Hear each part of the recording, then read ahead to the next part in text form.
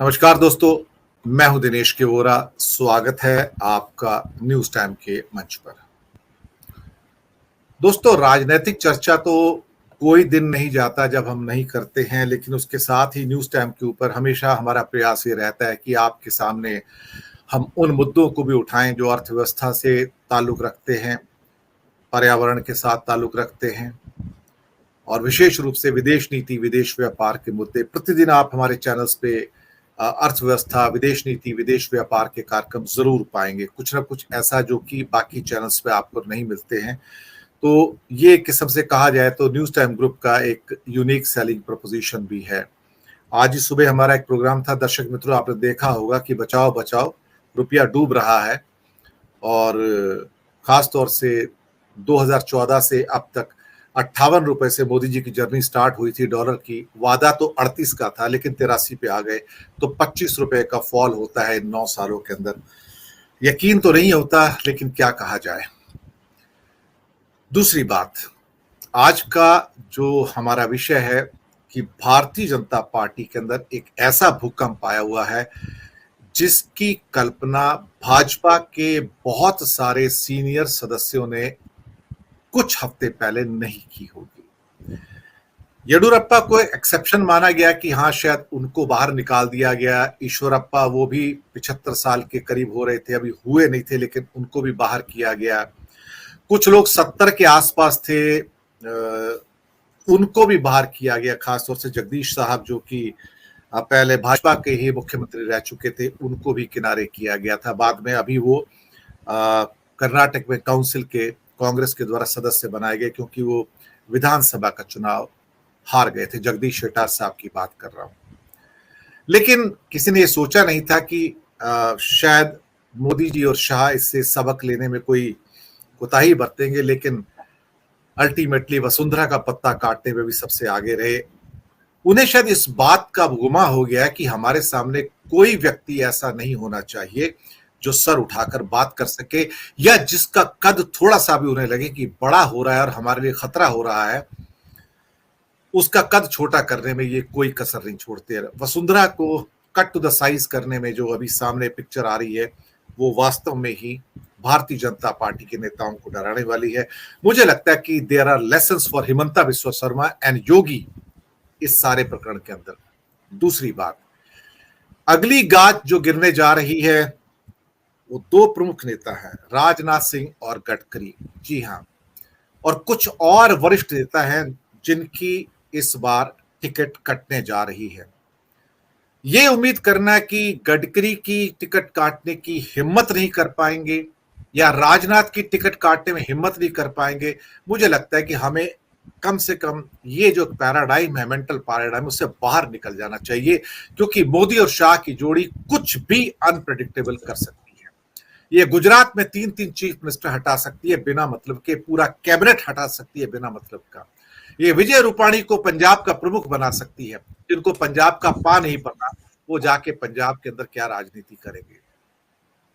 एक ऐसे अनप्रेडिक्टेबली के दौर में पहुंची है भारत की राजनीति, जहां पर वसुंधरा हो, राजनाथ हो, गडकरी हो या फिर गिरिराज सिंह हो, और साथ में दो लोगों पर तलवार और है, और वो सबसे प्रमुख हैं जो हमारे सूत्र बताते हैं, वो है हिमंता बिस्वा शर्मा और साथ में योगी जी। क्योंकि पर काटने की कोशिश बहुत की जा रही है। जो ज्यादा कद में ऊपर जाएगा, यकीन मानिए ये लीडरशिप उसको बर्दाश्त नहीं करेगी and they will cut them to size. किसका नंबर आएगा, आगे किसका नंबर है, यही विषय है। स्वागत करेंगे सभी वरिष्ठ विश्लेषकों का, पत्रकारों का। हमारे साथ बिलाल सब्जवारी जी, बहुत बहुत धन्यवाद आप आए। धर्म प्रकाश गुप्ता जी हिमाचल से और अधीर रोहल जी दोनों हिमाचल से, आप दोनों का बहुत बहुत स्वागत है। और दिल्ली से डॉक्टर अनिल जैन जी, सर जय हिंद, स्वागत है आपका। सबसे पहले धर्म प्रकाश जी आपके पास आता हूं।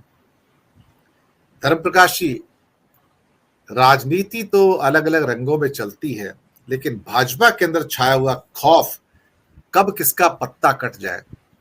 जिस ढंग से वसुंधरा को साइडलाइन किया गया, येडुरप्पा को, ईश्वरप्पा को, अब राजनाथ और गडकरी भी निकल जाए तो कोई हैरानी नहीं होनी चाहिए किसी को भी, और कोई चू नहीं कर पाएगा ये कैसे हाल आए। और सुनने में ये भी आया कि कुछ और ज्यादा हुआ तो बगावत भी हो सकती है। भाजपा के अंदर भी सुर या कुछ ऐसी चीजें हैं जहां पे स्वर फूट रहे हैं बगावत के। अभी एक समंदर पटेल शायद नाम है, ग्वालियर साइड के एक हमारे जो बड़े लाव लश्कर के साथ बीजेपी में गए थे, सुना है 1200 कारें लेकर आए हैं वापस, अपने एक जलसा निकाल के जुलूस निकाल के वापस से कांग्रेस में। तो कहीं ना कहीं उथल पुथल अंदर है, वो बेचैनी है, बगावत है, जिसको मोदी और शाह रूथलेसली क्रश कर देना चाहते हैं। धर्म प्रकाश जी। आप ठीक हो रहा साहब, जैसा आपने कहा कि जो ये मौजूदा भाजपा की राजनीति का दौर है, इसमें आज कोई भी नेता दो नेताओं को छोड़ के अपने आप को सुरक्षित नहीं मानता। उसका सबसे बड़ा कारण ये है कि जो भारतीय जनता पार्टी जिस तरह पिछले कुछ समय से काम कर रही है, उसमें दो ही लोग जो हैं वो उस पार्टी के कर्ता धर्ता बन गए हैं या उस पार्टी की धुरी बन गई। ऐसा लगने लगा है कि आज मोदी और शाह के अलावा भारतीय जनता पार्टी में कोई भी मायने नहीं रखता है। इसके कई कारण हैं। पहली बात तो ये है कि जो पिछले मतलब अगर आप कहें 2014 से लेकर जब से प्रधानमंत्री नरेंद्र मोदी प्रधानमंत्री बने हैं और उन्होंने सत्ता जो है हासिल की है केंद्र में, उन्हें लगातार जो है एक इस तरह से ग्लोरिफिकेशन पार्टी में किए जा रहा है जैसे सब कुछ उन्हीं की वजह से हो रहा, और ये सिस्टमेटिक तौर से हो रहा है। और दूसरा इसमें जो बड़ा योगदान है, जो मेरा मानना है कि जो भारतीय जनता पार्टी को पिछले जो 10 वर्ष में जो विभिन्न चुनाव हुए हैं उनमें जो सफलता मिली है वो भी उसका एक बहुत बड़ा कारक है। क्योंकि जितने भी चुनाव हुए हैं वो ज़्यादातर जो है वो प्रधानमंत्री नरेंद्र मोदी के नाम पे लड़े गए हैं और उसमें सफलता का श्रेय भी उन्हीं को दिया जा रहा है, ऐसा भारतीय जनता पार्टी में मान रही है। और ऐसा विचार जो है बार बार जो है मतलब एक एम्फेसाइज किया जा रहा है। तो जब इस तरह का माहौल हो और एक व्यक्ति के इर्द गिर्द सारा जो पार्टी का दारोमदार जो है बना दिया जाए, तो ये निश्चित है कि उन्हें गलतफहमी हो ही जाती है। मेरा ये मानना है कि जो भी सत्ता में है, चाहे वो कांग्रेस पार्टी में है, चाहे भारतीय जनता पार्टी में या किसी और पार्टी में, उस नेता का या उस पार्टी का जो पतन है उसका कारण मेरी समझ से सबसे बड़ा ये बनता है कि जब उस नेता को या पार्टी को ये मानने लग जाए कि जो मैं सोच रहा हूँ वही जनता सोचती है। और उस सोच का सबसे बड़ा कारण ये होता है कि जो चुनाव में उन्हें सफलता मिलती है, बार बार वोट मिलती है, तो उनको ये लगता है कि ये सब मेरी ही सोच के कारण हो रहा है, मैं जो सोच रहा हूँ वही जनता सोच रही है और इसीलिए जो सफलता हमें ये मिल रही है।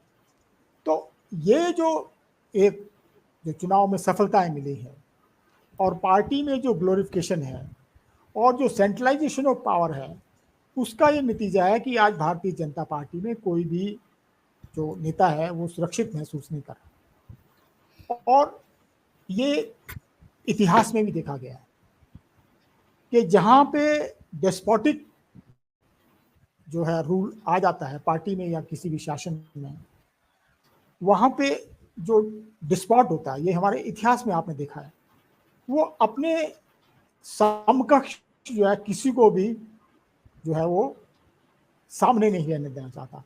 उसको किसी ना किसी तरीके से या तो उसको डिस्क्रेडिट करते हैं, उसके खिलाफ दुष्प्रचार करते हैं और कोशिश ये भी रहती है कि किसी तरह से उसको जो चुनावी रास्ता है उससे अलग किया जाए।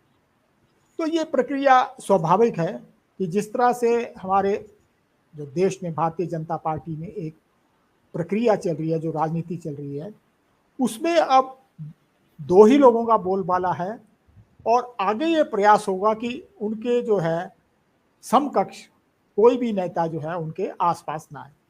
इसी कड़ी में जैसे आपने बात की उत्तर प्रदेश के जो मुख्यमंत्री हैं योगी जी, उनके बारे में एक चर्चा अगर आप कहें भारतीय जनता पार्टी में, तो दबे रूप से एक चर्चा चल रही है कि अगर प्रधानमंत्री मोदी का कोई विकल्प हो सकता है तो वो योगी हो सकता है। उसमें एक जो आपका आरएसएस का सेक्शन है वो भी ये प्रचार कर रहा है। क्यों? क्योंकि जो आरएसएस की विचारधारा है वो जो योगी हैं वो ज़्यादा अच्छी तरीके से वो नारा ले जा रहे हैं। जो हिंदुत्व की बात है या मुस्लिमों के खिलाफ जो प्रचार है या जो उनके जितना भी एजेंडा है, उनको लगता है कि वो जो उत्तर प्रदेश के मुख्यमंत्री है वो ज़्यादा अच्छे से लागू कर रहे हैं। और दूसरा उनको ये भी लगता है कि प्रधानमंत्री चाहे जितने मतलब वो कर रहे हैं, लेकिन वो उस तरह से परोक्ष रूप में जो है वो एक कॉमनल एजेंडा नहीं ले जा पा रहे जिस तरह से योगी आदित्यनाथ ले जा रहे हैं। तो इसलिए जो अमित शाह हैं या जो प्रधानमंत्री नरेंद्र मोदी हैं, उनको कहीं ना कहीं ये आभास होगा कि कल को जो है अगर कोई विकल्प की बात भारतीय जनता पार्टी में आए तो योगी आदित्यनाथ जो है उसके जो है वो हो सकते हैं, विकल्प हो सकते हैं। तो ऐसी स्थिति में जब मैंने बताया कि जिस तरह की राजनीति चल रही है, तो निश्चित रूप से जो इस तरह के विकल्प उभरेंगे वो उनको जो है निष्प्रभाव करने की कोशिश किया जाएगा, निष्क्रिय करने की कोशिश किया जाएगा, और मतलब वो ताकि थ्रेट आने वाले समय में ना बने और वो जो विकल्प ना बने। आप कुछ कह रहे थे? नहीं, आप बात पूरी कर लीजिए। अच्छा, दूसरी बात मैं ये कह रहा हूं कि अब ये उनको ये भी लगता है कि भारतीय जनता पार्टी में जो कोई नेता है या जो पार्टी कार्यकर्ता वो मायने नहीं रखता, चाहे वो नितिन गडकरी हो, चाहे राजनाथ सिंह हो। ये बात भूल जाते हैं कि इतिहास में इन लोगों ने कितना स्ट्रगल किया है। और नितिन गडकरी ऐसे दौर में जो है भारतीय जनता पार्टी के राष्ट्रीय अध्यक्ष रहे जब भारतीय जनता पार्टी एक लो एप पे थी। राजनाथ सिंह जो इतने यूपी के मेच्योर नेता माने जाते हैं, उन्होंने यूपी में जो एक काम किया है, ऐसे समय में काम किया है जब भारतीय जनता पार्टी बहुत अच्छी स्थिति में नहीं थी। लेकिन जो आज का नेतृत्व है भारतीय जनता पार्टी का, वो ये मान के चलता है कि अब सब कुछ जो है वो प्रधानमंत्री की ग्लोरिफिकेशन से हो रहा है, उन्हीं की वजह से हो रहा है, ये देश भी उन्हीं की वजह से चल रहा है और सब कुछ भारतीय जनता पार्टी में उनकी वजह से हो रहा है। तो जब ऐसी स्थिति आ जाएगी पार्टी में और पार्टी में उसका कोई विरोध नहीं होगा तो कुछ भी संभव है। तब जो है योगी आदित्यनाथ को भी किनारा करना संभव है, नितिन गडकरी को भी किनारे करना संभव है, राजनाथ सिंह को भी करना, या हेमंत बिस्वा जो भी है उसको किनारे। क्योंकि ये तो आपने देखा भी है कि जिस तरह से मुख्यमंत्री हटाए गए हैं, गुजरात में जिस तरह से 2-3 बार बदलाव हुआ है या अन्य राज्यों में बदलाव हुआ है, तो उससे ये बात तय है कि जो मुख्यमंत्री है उनका रुतबा जो है यही है राजनीतिक, कि जब तक जो है पार्टी का केंद्रीय नेतृत्व चाहेगा तभी तक वो वहां सत्ता में रहेंगे, मुख्यमंत्री रहेंगे या किसी और पद पे रहेंगे। थोड़ी सी भी अगर उनको लगता है तो उनको जो है पार्टी मतलब हटा देती है और पार्टी में इसका विरोध भी नहीं होता है। क्योंकि किसी मुख्यमंत्री को जिस तरह से गुजरात में हटाए गए किसी ने चूं तक नहीं की, तो उनको यह भी लग रहा है कि अगर कुछ ऐसा करेंगे तो पार्टी में आज बोलने वाला तो कोई नहीं, कौन बोलेगा। तो ऐसी स्थिति में जो आपने बात की, मैं आपसे बिल्कुल सहमत हूं कि जो मौजूदा दौर भारतीय जनता पार्टी में चल रहा है वो कुछ भी संभव है, किसी को भी जो है साइडलाइन किया जा सकता है।